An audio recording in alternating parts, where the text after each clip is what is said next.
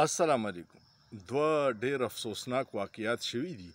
یو په ایران کې د زایرینو بس اکسیډنټ کړی دی او 38 کسان پکې شهیدان شوي دي. نو هغه اوس د راوړو بندوبست یې کوي، سفارتخانه پکې انوالو ده.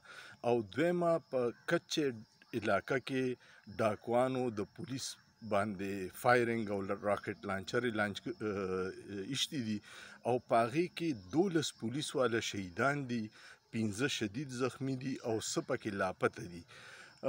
زمونږ پولیس قربانیانې ډېرې ورکوي، خو بدقسمتۍ نه 2 کالو راسي پولیس صرف د سیاسي انتقام دپاره، د خلکو کورونو ته وړېدو دپاره، ناجایزه کیسونو کې سیاسي خلک ګرفتارولو دپاره استعمالیږي.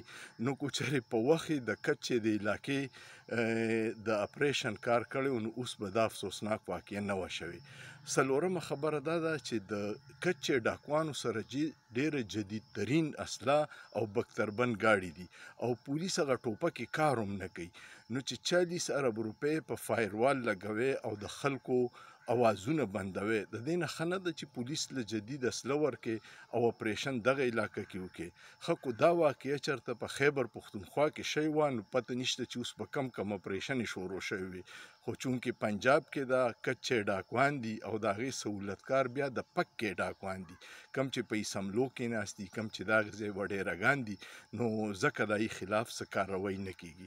خو د دې پولیس د 12 چې بې ګناه شهیدان شو، د دې اف آی آر د دې ټول انتظامیې باندې او په دغه خلکو درج کول پکاري چې د دوی د غفلت د لاسه دغه پولیس شهیدان شو. ستاسو څه خیال دی؟ سوچ پیو کې په سوچ کې څه ګناه نشته.